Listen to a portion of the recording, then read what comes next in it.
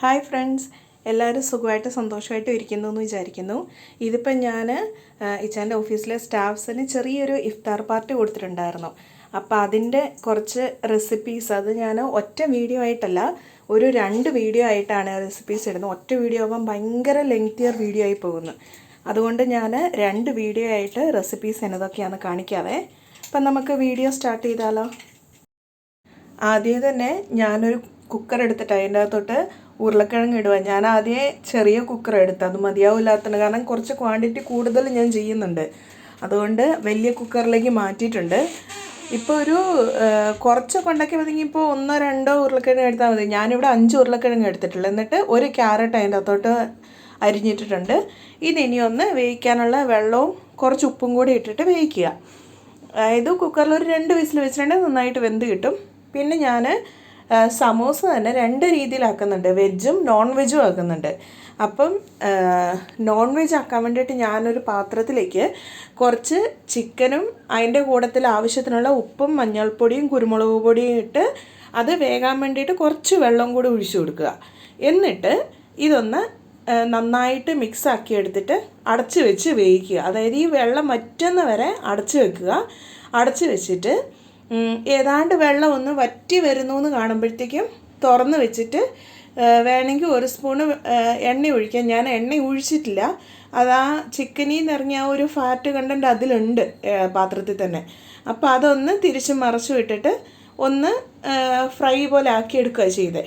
അന്നേരത്തേക്കും കുക്കറിനൊക്കെ whistle കളഞ്ഞ് അത് vegetable ഒന്ന് വെന്ത് വന്നിട്ടുണ്ട്. ഇനിയിപ്പം ഇതൊന്ന് നന്നായിട്ട് ഉടച്ചു കൊടുക്കുക. കാരണം സമൂസ ആകുമ്പോഴത്തേക്കും നമുക്കൊന്ന് ഉടച്ചു കൊടുത്തിട്ട് ചെയ്യുമ്പോഴായിരിക്കും അത് കുറച്ചുകൂടെ നല്ലത്. എന്നിട്ട് ഇതിൻ്റെ അകത്തോട്ട് ഇത് ഫ്രോസൺ ആണ്, കോണും നമ്മുടെ ഗ്രീൻ പീസും. എന്നിട്ട് ഇത് രണ്ടും കൂടെ ഒന്ന് ഇളക്കി കൊടുക്കുക. ഇളക്കി കൊടുത്തിട്ട് ഒരു കുറച്ച് മാത്രം വെള്ളം ഒഴിച്ചിട്ട് ഒന്ന് അടച്ചു വെച്ച് ഒരു വിസിൽ വരുന്നതിന് മുമ്പേ ഞാനൊന്ന് ഓഫ് ചെയ്തിട്ടു. അത് ഫ്രോസൺ ആയതുകൊണ്ട് ഒന്ന് ചൂട് തട്ടിയാൽ അത് വെന്തോളും. പക്ഷെ എന്നാലും ഒന്ന് നന്നായിട്ട് വെന്തോട്ടേന്നും കൊണ്ട് ഞാൻ അങ്ങനെ ചെയ്തത്. എന്നിട്ട് ഇനി ഒരു ചീൻചട്ടി അടുപ്പത്ത് വെച്ചിട്ട് അതിൻ്റെ അകത്ത് ഒന്ന് കടുകിട്ട് പൊട്ടിക്കുക. എന്നിട്ട് കറിവേപ്പിലയും കൂടെ ചേർത്ത് കൊടുക്കുക. എന്നിട്ട് ഇതിൻ്റെ അകത്തോട്ട് ചെറുതായിട്ട് അരിഞ്ഞു വെച്ചിരിക്കുന്ന ഇഞ്ചി ചേർത്ത് കൊടുക്കുക.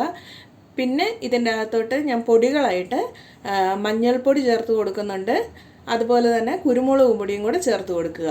എന്നിട്ട് നന്നായിട്ട് ഇത് മൊരിച്ച്, അതായത് നന്നായിട്ട് വറുത്തെടുക്കുക. എന്നിട്ട് ഇതിൻ്റെ അകത്തോട്ട് ഞാൻ ഒരു കുറച്ച് ഗരം മസാല ടേസ്റ്റിന് വേണ്ടിയിട്ട് ചേർത്തിട്ടുണ്ട്. പിന്നെ നമ്മൾ ആ വെജിറ്റബിൾ വേവിച്ച് വെച്ചിട്ടുണ്ടല്ലോ, അതെല്ലാം കൂടെ ഈ പാത്രത്തിലേക്കിട്ട് മിക്സാക്കി എടുക്കുക.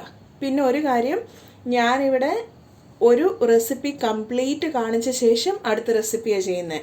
ശരിക്കും ഇത് ഞാൻ ചെയ്തത് ഒരെണ്ണം ചെയ്യുമ്പോൾ തന്നെ അപ്പുറത്ത് അതിൻ്റെ നെക്സ്റ്റ് വേറെ എന്തെങ്കിലും സംഭവങ്ങൾ ചെയ്തുകൊണ്ടുണ്ടാവും, അങ്ങനെ ചെയ്തത്. പക്ഷേ ഇതിപ്പം വീഡിയോയ്ക്ക് കാണിക്കുമ്പം നിങ്ങൾക്ക് കുറച്ച് മനസ്സിലാവാൻ വേണ്ടിയിട്ട് ഞാൻ ഇങ്ങനെ ചെയ്യുന്നത് കേട്ടോ.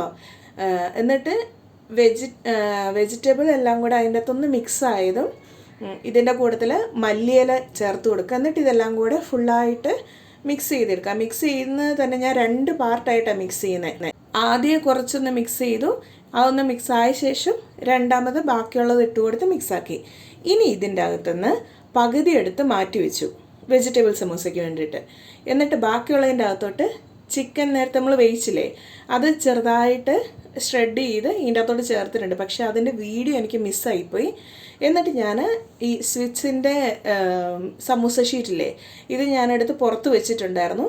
എന്നിട്ട് ഈ സമൂസ ഷീറ്റിലാണ് സമൂസയാക്കി എടുക്കുന്നത്. പിന്നെ സമൂസ ഫോൾഡ് ചെയ്യാൻ അത്യാവശ്യം എല്ലാവർക്കും അറിയാമായിരിക്കും. ഇല്ലെങ്കിൽ ഞാൻ ജസ്റ്റ് ഒന്ന് കാണിച്ചു തരാം. ഇതുപോലെ കോണോട് കോണ്, അതായത് ട്രയാങ്കിളായിട്ട് ഫോൾഡ് ചെയ്യുക. ഫോൾഡ് ചെയ്തിട്ട് അതിൻ്റെ അകത്തോട്ട് ആവശ്യത്തിന് ഫില്ലിങ് ചേർത്ത് കൊടുക്കുക. ഞാൻ കുറച്ച് കൂടുതൽ ഫില്ലിങ് ചേർക്കുന്നുണ്ട്, അത്യാവശ്യം കഴിക്കുമ്പോൾ നന്നായിട്ട് വരട്ടേന്നും കൊണ്ട്. ഇത്രയും ചേർത്തില്ലെങ്കിലും വേണ്ടില്ല കേട്ടോ. കാരണം അന്നേരം ഫോൾഡ് ചെയ്യാൻ കുറച്ച് ബുദ്ധിമുട്ടുണ്ടാവും. എന്നിട്ട് ഇതിൻ്റെ അകത്ത് ഞാൻ സാധാരണ നമുക്ക് മൈദ ചേർത്ത് വെള്ളം തേച്ച് കൊടുക്കാം. ഞാൻ ചുമ്മാ സാധാരണ പച്ചവെള്ളം ചേർത്ത് അതൊന്ന് മടക്കിയെടുക്കുന്നത്. പക്ഷെ അത് ഒട്ടിയിരിക്കുന്നുണ്ട് കേട്ടോ, വെള്ളം മാത്രമേ ചേർക്കുന്നുള്ളതിലും. അങ്ങനെ എന്നിട്ട് ഇതുപോലെ ഫോൾഡ് ചെയ്തെടുത്ത് ആദ്യം ഞാൻ വെജിറ്റബിൾ സമൂസേൻ്റെ ഫില്ലിങ്സ് എല്ലാം കൂടെ എടുത്ത് സെപ്പറേറ്റ് ആക്കി വെച്ചു. എന്നിട്ട് അടുത്തത് ചിക്കൻ്റെ ഫില്ലിംഗ് എല്ലാം കൂടെ സെപ്പറേറ്റ് ആക്കി വെച്ചു. കാരണം അത് തമ്മാവിൽ അങ്ങോട്ടും ഇങ്ങോട്ടും മാറിപ്പോകാൻ പാടില്ലല്ലോ, അതുകൊണ്ട് ഞാൻ രണ്ടും രണ്ടായിട്ട് ചെയ്തിരിക്കുന്നത്. ഇത് ശരിക്കും ഞാൻ ആ ഇഫ്താർ പാർട്ടി ചെയ്യുന്നതിന് ഒരു ദിവസം മുന്നേ ആകട്ടോ ചെയ്യുന്നത്. എന്നിട്ട് ഈ സമൂസ ഇത്രയാക്കിയിട്ട് ഇതൊരു സിപ്ലോക്ക് ബാഗിലാക്കിയിട്ട് ഫ്രീസറിലെടുത്ത് വെച്ചു. ഫ്രീസറിലെടുത്ത് വെച്ചിട്ട് നെക്സ്റ്റ്, അതായത് എന്നാണോ ഞാൻ ഇഫ്താറിൻ്റെ ആ പാർട്ടി ചെയ്യാൻ ഉദ്ദേശിച്ച് അന്ന് രാവിലെ തന്നെ, കാരണം 5-6 മണിയായിട്ട് എനിക്ക് ഫുഡ് കൊടുത്താൽ മതിയായിരുന്നു. അപ്പം രാവിലെ എല്ലാം ചെയ്യുന്ന ഒപ്പം ഞാനിത് ഫ്രീസറിൽ നിന്ന് എടുത്ത് പുറത്ത് വെച്ചു. ഫ്രിഡ്ജിലേക്കല്ല മാറ്റിയത്, പുറത്തേക്ക് തന്നെ സെപ്പറേറ്റ് വെച്ചു. അങ്ങനെ ആകുമ്പോഴത്തേക്കും നമുക്കിത് വറുക്കേണ്ട സമയമാകുമ്പോൾ ഐസ് വിട്ടത് നോർമൽ റൂം ടെമ്പറേച്ചറിലേക്കായിട്ടുണ്ടാവും. അങ്ങനെ ഇതാണ് നമ്മൾ റെഡിയാക്കി എടുത്ത സമൂസ. എന്നെ അടുത്തത് ഞാൻ ഒരു പുഡിങ്ങാണ് ചെയ്യുന്നത്. അതിന് വേണ്ടിയിട്ട് ഞാനിവിടെ ഇതിപ്പം കോൺഫ്ലവർ എടുത്തിരിക്കുന്നത്. 2 സ്പൂൺ കോൺഫ്ലവർ എടുത്തു. എന്നിട്ട് ഒരു 2 സ്പൂൺ കൊക്കോ പൗഡറും 1/2 ടിന്ന് കണ്ടൻസ്ഡ് മിൽക്കും ചേർത്തു. പിന്നെ ഈ കണ്ടൻസ്ഡ് മിൽക്കിൻ്റെ അളവ് നമ്മുടെ മധുരത്തിനനുസരിച്ച് കൂട്ടുകയോ കുറയ്ക്കുകയോ ചെയ്യാവേ. എന്നിട്ട് പിന്നെ ഞാൻ ഇതിൻ്റെ അകത്തോട്ട് 1 ലിറ്റർ പാൽ ഒഴിച്ചു കൊടുത്തു. പാൽ ഒഴിച്ചു കൊടുത്തിട്ട് ഇത് തീയെ വെക്കുന്നതിന് മുമ്പ് തന്നെ നന്നായിട്ട് മിക്സ് ചെയ്യുക. മിക്സ് ചെയ്തില്ലെന്നാണ് ഇത് കോൺഫ്ലോറും കൊക്കോ പൗഡറും എല്ലാം കൂടെ ശരിക്കും കട്ട പിടിക്കാൻ ചാൻസ് ഉണ്ട്. അതുകൊണ്ട് ശരിക്കും മിക്സാക്കി നന്നായിട്ട് മിക്സായ ശേഷം മാത്രം അടുപ്പ് കത്തിക്കുക. അടുപ്പ് കത്തിച്ചിട്ട് കൈവിടാതെ ഇത് ഇളക്കിക്കൊണ്ടിരിക്കണം. ഇല്ലെന്നാണെങ്കിൽ അടിയിൽ പിടിക്കും, കരിയാൻ ചാൻസ് ഉണ്ട്, ഒക്കെ ഉണ്ട്. അതുകൊണ്ട് കൈവിടാതെ ഇതുപോലെ ഒരു വിസ്ക് ഉണ്ടെങ്കിൽ അത് വെച്ചിട്ട് തന്നെ ചെയ്യുവാണ് നല്ലത്. പിന്നെ ഇപ്പം ഞാൻ കുറച്ച് ഉപ്പായിട്ടത്, കാരണം എന്താണെന്ന് വെച്ചാൽ ഞാൻ ഇതിൻ്റെ അകത്ത് യൂസ് ചെയ്യുന്നത് ഉപ്പില്ലാത്ത ബട്ടറാണ്. അപ്പോൾ ഉപ്പുള്ള ബട്ടറാണെന്നാണെങ്കിൽ ഇപ്പോൾ ഉപ്പിടേണ്ട ആവശ്യമില്ല. എന്നിട്ടിത് നന്നായിട്ടൊന്ന് മിക്സാക്കുക. മിക്സ് ആക്കുമ്പം തന്നെ ഇത് നമുക്ക് മനസ്സിലാവും അത് നന്നായിട്ട് കുറുകി വരുന്നത്. എന്നിട്ട് ഇതിപ്പം നോക്കി അതും ഇളക്കുമ്പോൾ നന്നായിട്ട് കുറുകി വന്ന ശേഷം ചേർത്ത് ഇളക്കുക, ഇല്ലെങ്കിൽ ഓഫ് ചെയ്തിടുക. അത് കട്ട പിടിച്ച് പോകാനും കരിയാനും ഒക്കെ ചാൻസ് ഉണ്ട് കേട്ടോ. ഇതിപ്പോൾ നോക്ക് നല്ല തിക്കായി. ഇനിയിപ്പം ഇതിൻ്റെ അകത്തോട്ട് ഞാൻ ബട്ടറാണ് ചേർത്ത് കൊടുക്കുന്നത്. ഞാനൊരു 100 ഗ്രാം ബട്ടർ ഇതിൻ്റെ അകത്തോട്ട് ചേർത്ത് കൊടുക്കുന്നുണ്ട്. ഇതിപ്പം നമ്മൾ തീ ഓഫ് ചെയ്തിട്ടാണ് ബട്ടർ ചേർത്തിരിക്കുന്നത്. ഓൾറെഡി നമ്മൾ ഈ ആക്കി വെച്ചിരിക്കുന്ന ആ ഒരു പുഡിങ്ങിന് ചൂടുണ്ട്, കാരണം തീയിലിരുന്ന് ഇപ്പോൾ ഓഫ് ചെയ്തല്ലേ ഉള്ളൂ. അപ്പോൾ ആ ചൂടിൽ തന്നെ ബട്ടർ മെൽറ്റ് ആയിക്കോളും. എന്നിട്ടിത് റൂം ടെമ്പറേച്ചറിൽ തന്നെ കുറച്ചൊന്ന് തണുക്കണം. തണുത്ത് കഴിഞ്ഞ് കട്ടയാവാൻ വിടരുത്. അതിന് മുന്നേ തന്നെ നമുക്ക് സെറ്റ് ചെയ്യേണ്ട പാത്രത്തിലേക്ക് ഒഴിക്കുക. എൻ്റെ കയ്യിൽ പുഡിങ് ഞാൻ അങ്ങനെ ആക്കാത്തതുകൊണ്ട് എൻ്റെ കയ്യിൽ പാത്രം ഉണ്ടായിരുന്നില്ല. അതുകൊണ്ടൊരു കേക്ക് ടിന്നിൻ്റെ ഈ പാനിലേക്ക് ഞാൻ ഒഴിച്ചു കൊടുത്തത്. എന്നിട്ട് ഇതിലേക്ക് ഒന്ന് സ്പ്രെഡ് ചെയ്ത് അതിൻ്റെ ആ ഒരു ഷേപ്പിലേക്ക് വരുത്തിച്ചിട്ട് ഇതിരുന്ന് ഇനി റൂം ടെമ്പറേച്ചറിൽ തണുക്കണം. തണുത്തിട്ട് ഇതിനെ ഫ്രിഡ്ജിൽ കൊണ്ടുപോയി വയ്ക്കുക. ഫ്രിഡ്ജിൽ ഒരു മിനിമം 10-15 മിനിറ്റ് ഫ്രിഡ്ജിൽ ഇരുന്ന ശേഷം അതെടുത്ത് കൊണ്ടുവന്നിട്ട് നമുക്ക്, ഞാനിവിടെ ബിസ്ക്കറ്റാണ് യൂസ് ചെയ്തിരിക്കുന്നത്, ഡൈജസ്റ്റീവ് ബിസ്ക്കറ്റ്. ഇതിന് പകരമായിട്ട് വേണമെന്നാണെങ്കിൽ ഇപ്പോൾ ബ്രെഡാണെങ്കിൽ പ്രത്യേകം ശ്രദ്ധിക്കണം.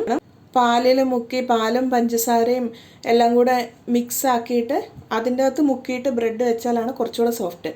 ബെസ്റ്റ് എനിക്ക് കണ്ടിട്ട് ഒരു ഓപ്ഷനായിട്ട് തോന്നുന്നത് ബിസ്ക്കറ്റ് തന്നെ വയ്ക്കുന്നതാണ്. എന്നിട്ട് ഇതുപോലെ ബിസ്ക്കറ്റ് അത് ഫുള്ള് സ്പ്രെഡാക്കി വയ്ക്കുക. എന്നിട്ട് ഞാൻ ഇതിനെ ഒരു ക്ലീൻ ഫിലിമും കൊണ്ട് ഫുള്ള് റാപ്പ് ചെയ്ത് ഇതിനെ കൊണ്ടുപോയി ഫ്രിഡ്ജിൽ നന്നായിട്ട് തണുക്കാൻ വെച്ചേക്കുക. ഏതാണ്ട് ഒരു 1/4 മണിക്കൂർ 1 മണിക്കൂറോളം ഞാൻ വെച്ചിട്ടുണ്ട്. എന്നിട്ട് ഞാനിവിടെ ഒരു അതായത് നമ്മുടെ വിപ്പിംഗ് ക്രീം ഉണ്ടല്ലോ, മധുരമുള്ള വിപ്പിംഗ് ക്രീം ബീറ്റ് ചെയ്തെടുത്തു. ഇനി മധുരം ഇല്ലാത്തതാണെങ്കിൽ ഷുഗറും അതുപോലെ വാനില എസൻസും ചേർത്തിട്ട് വിപ്പ് ചെയ്യാൻ ശ്രദ്ധിക്കണേ. എന്നിട്ട് നമ്മൾ ഓൾറെഡി തണുക്കാൻ വെച്ചിട്ടുണ്ടല്ലോ, അതിലേക്ക് ആദ്യം ഒരു ലെയർ പ്ലെയിനായിട്ട് വിപ്പിംഗ് ക്രീം ലെയർ ചെയ്ത് കൊടുത്തു. അതിന് മേലെ നമുക്ക് എന്ത് ഡിസൈനാണോ കൊടുക്കാൻ താല്പര്യം അതിനനുസരിച്ച് നമുക്ക് ഡിസൈൻ കൊടുക്കാം. അങ്ങനെ ഞാൻ ഇതിപ്പോൾ സെറ്റാക്കിയിട്ടുണ്ട്. എന്നിട്ട് ഇതിന് മേലെ ചോക്ലേറ്റ് ജസ്റ്റ് ഒന്ന് ഷ്രെഡ് ചെയ്തിടുക. ഫസ്റ്റ് ഞാൻ ഈ ഗ്രേറ്റർ എടുത്ത, പക്ഷേ ഇത് വെച്ചിട്ടങ്ങ് സെറ്റാവുന്നില്ല. എന്നിട്ട് പിന്നെ നമ്മൾ പീലർ ഉണ്ടല്ലോ, അത് വെച്ചിട്ട് ചെയ്യുമ്പോഴത്തേക്കും നല്ല അടിപൊളിയായിട്ട് വരുന്നുണ്ട്. അങ്ങനെ ഇതായിരുന്നു നമ്മളുടെ പുഡിങ് ഞാൻ 2 ട്രേയിൽ ചെയ്തിട്ടുണ്ടായിരുന്നു. അതാ 2 ടൈപ്പ് കണ്ടത്. ഇനി വേറൊരു പാത്രം എടുത്തിട്ട് അതിൻ്റെ അകത്തോട്ട് ഞാൻ എണ്ണ ഒഴിച്ച് ചൂടായതും സവോള ചേർത്ത് കൊടുത്തു. ഇതൊരു മട്ടൻ കറിയാണ് ചെയ്യാൻ പോകുന്നത്. സവോള കുറേ ക്വാണ്ടിറ്റി ഉണ്ട്, ഞാൻ ഒരു 5-6 സവോള എടുത്തായിരുന്നു. അതുകൊണ്ട് ഞാനിതൊന്ന് അടച്ച് വെച്ചിട്ടാണ് വേവിച്ചത്. അങ്ങനെ ആവുമ്പോൾ സവോള പെട്ടെന്ന് വഴണ്ട് കിട്ടുമല്ലോ.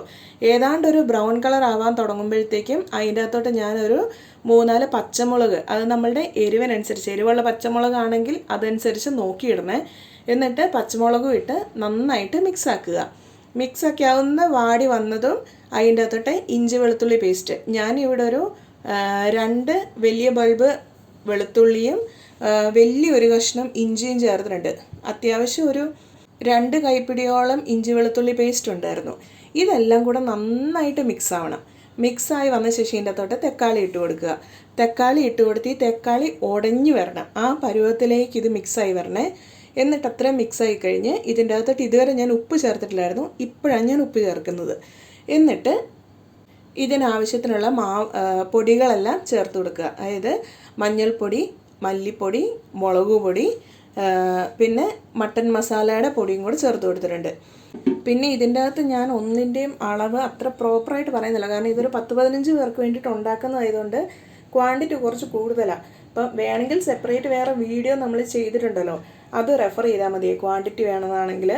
എന്നിട്ട് ഇതെല്ലാം കൂടെ ഒന്ന് മിക്സായി വന്നതും തക്കാളി ഉള്ളതുകൊണ്ട് അതിൻ്റെ അകത്ത് വെള്ളം ഇറങ്ങിയിട്ടുണ്ട്, അതുകൊണ്ട് പൊടികളൊന്നും കരിഞ്ഞു പോവില്ല, ഇതുപോലെ നല്ല കുഴമ്പ് പരുവത്തിൽ കിട്ടും. എന്നിട്ട് അതിൻ്റെ അകത്തോട്ട് മല്ലിച്ചപ്പും കൂടെ ആഡ് ചെയ്ത് നന്നായിട്ട് മിക്സ് ചെയ്തിട്ട് ഞാൻ ഇതിൻ്റെ അകത്തോട്ട് കറിവേപ്പിലും കൂടെ ഇടുന്നുണ്ട്. കറിവേപ്പില ഒരു കുറച്ച് കൂടുതൽ ഇട്ടേക്കുക, അന്നേരത്തേക്കും നമുക്ക് നല്ലൊരു ടേസ്റ്റ് കിട്ടും.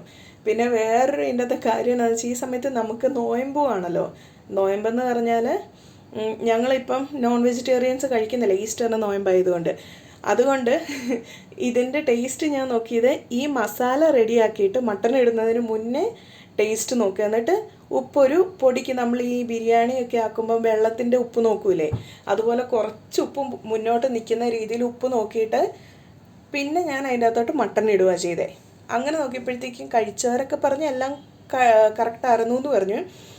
അതുകൊണ്ട് ഇങ്ങനെ നോക്കിയിട്ട് ഇവിടെ മട്ടൺ ഇട്ട് കൊടുത്തു. ഇതെല്ലാം കൂടി ഇനി നന്നായിട്ട് മിക്സ് ആക്കുക. ഇനിയിപ്പോൾ ഇതിൻ്റെ അകത്ത് പ്രത്യേകിച്ച് ഒന്നും ചേർക്കാനില്ല, കാരണം ഓൾറെഡി എല്ലാം നോക്കി നമ്മൾ മസാലയും സെറ്റാക്കിയിട്ടാണ് ഇപ്പം മട്ടൺ ഇട്ടിരിക്കുന്നത്. ഇനി നമ്മൾ വാങ്ങുന്ന ഓരോരോ മട്ടൻ്റെ വേവ് അനുസരിച്ച് അത് വേവിക്കുക. എനിക്ക് ഈ മട്ടൺ ഒരു 3-4 വിസിൽ വരുന്ന സമയം എടുത്തു ഇത് വേവാൻ വേണ്ടിയിട്ട്. പിന്നെ ഈ കുക്കറെന്ന് പറഞ്ഞാൽ ഇത് പാകിസ്ഥാനി കുക്കർ അങ്ങനെ എന്തോ ഇതിന് പറയുന്നത്. ഇതിന് ശരിക്കും വിസിൽ വരില്ല, നമ്മളുടെ വിസിൽ വരുന്ന കുക്കറിൻ്റെയാണ് ഞാൻ പറഞ്ഞത് 3-4 വിസിൽ കണക്കിൽ എടുക്കേണ്ടി വരും. ഇതിനെങ്ങനെയാണെന്ന് വെച്ചാൽ ആ പ്രഷറിൽ അത് വേവും എന്ന് വെച്ചാൽ അതിന് വിസിൽ ഇങ്ങനെ പുറത്തേക്ക് വരത്തുമില്ല, ആ ഒരു ടൈപ്പ് ഒരു കുക്കർ. അപ്പം നമ്മൾ സമയം നോക്കിയിരുന്ന് ഓഫ് ചെയ്യുക ചെയ്യേണ്ടത്. അങ്ങനെ ഇതാണ് നമ്മൾ റെഡിയാക്കി വെച്ച നമ്മളുടെ മട്ടൻ കറി. മട്ടൻ കറിക്ക് കോമ്പിനേഷനായിട്ട് ഞാൻ ഗീ റൈസ് ആയിരുന്നു ചെയ്തിരുന്നത്. പിന്നെ ഇതിൻ്റെ അപ്പുറത്തോട്ടുള്ള ബാക്കി വീഡിയോസൊക്കെ ഞാൻ നെക്സ്റ്റ് വീഡിയോയിൽ ഇടാവേ, ഇല്ലെങ്കിൽ ഇത് ഒത്തിരി ലെങ്തി ആയിപ്പോവും. അതുകൊണ്ട് വീഡിയോ ഇവിടെ നിർത്തുന്നു. Thank you for watching.